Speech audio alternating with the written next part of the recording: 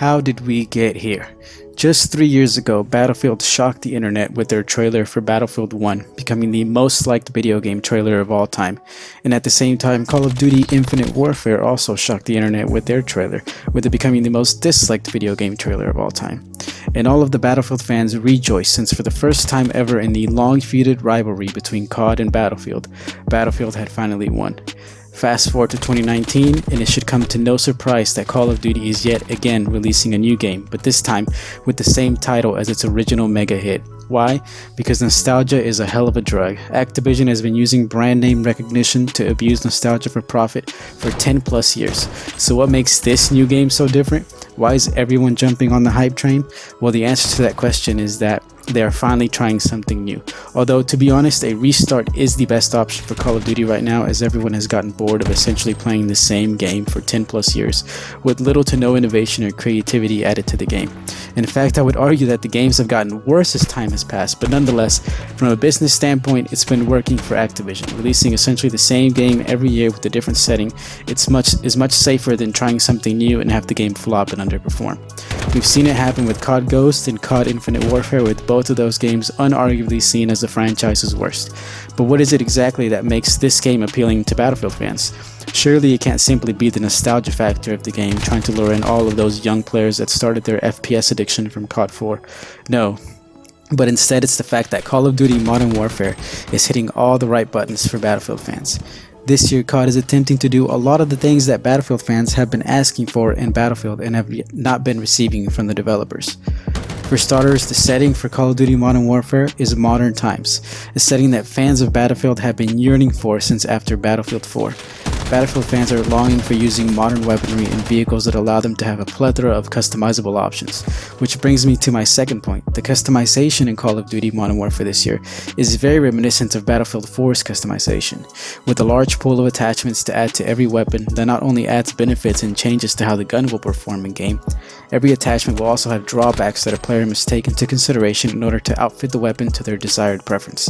In addition to the setting and weapon customization, this year Call of Duty is finally running on a different engine, an engine that has seen massive improvements in graphics compared to past Call of Duties, but also in animations, and thus the overall look of the game has changed. From what I've heard and seen from the people that have had a chance to play the game so far, the game appears slower than previous CODs and offers a more tactical approach to the game. Oh, quick thing to mention here about this new engine as well, before I forget, is that there are now actual ballistics in the game, just like in Battlefield, which means you will not have to lead your targets in order to hit them at those longer ranges. But anyway, I have to say that when I first saw gameplay of the game, it didn't look like Call of Duty to me. Instead, it looked more like a mix of Rainbow Six Siege and Battlefield, not in terms of how the game will play, but in terms of the look of the game. But even with these additions to Call of Duty, you may be saying to yourself, hey, it's still Call of Duty, it's not Battlefield, those are two completely different games. But this year, it seems like Call of Duty is crossing over to Battlefield territory in one very important area. This year, Call of Duty is branching over into large-scale player game modes and player-controlled vehicles, something that has been a staple in Battlefield games since the beginning. The player numbers in a new game mode called Ground War are believed to be 100 players. Yes, you heard that right, 100 players in a multiplayer match of Call of Duty. Not only that, but they are also going to have a player-controlled tank in the game for the first time since Call of Duty World at War. And who knows, they might add other vehicles down the line if people enjoy them and they're actually balanced and play well. It sounds insane, right? But remember, Call of Duty already has a large map and large player count game mode and Blackout with vehicles in it as well. So what's really stopping them from doing the same for regular multiplayer?